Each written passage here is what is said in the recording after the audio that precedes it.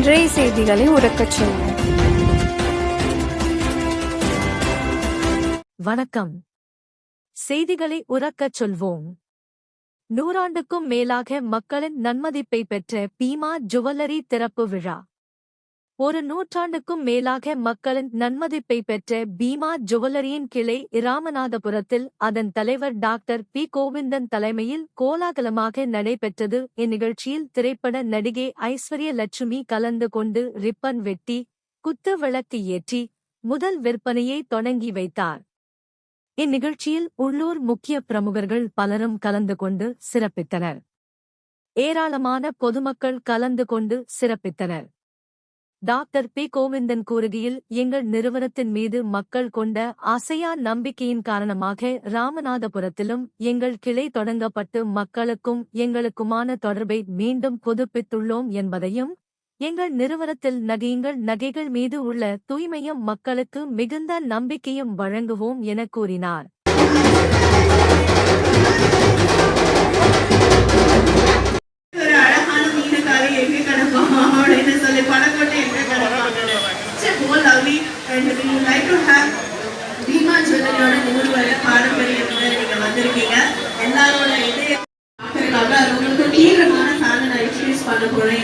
அவங்க தாத்தா நிக்கிறாரு, அவர் ஐஸ்வர்யா வந்தாதான் நான் வீட்டுக்கு போய் சாப்பிடுவேன், வேலைக்கே போவேன்னு நின்றுட்டு இருக்காரு. அந்த தாத்தா கைத்துக்குள்ள தாத்தா அவர்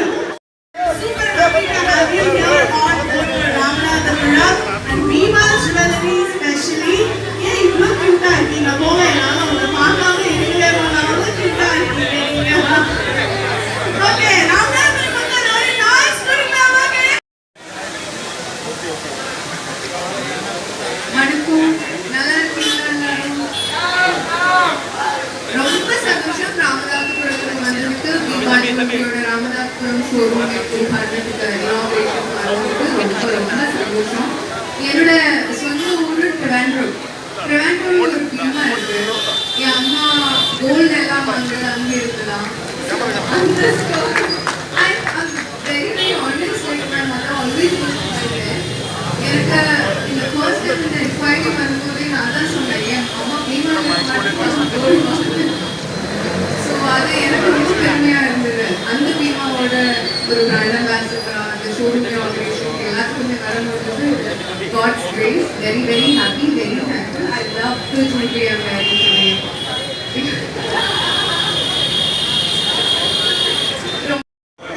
சைடில் கூட நிற்கிறாள் உள்ள போய்.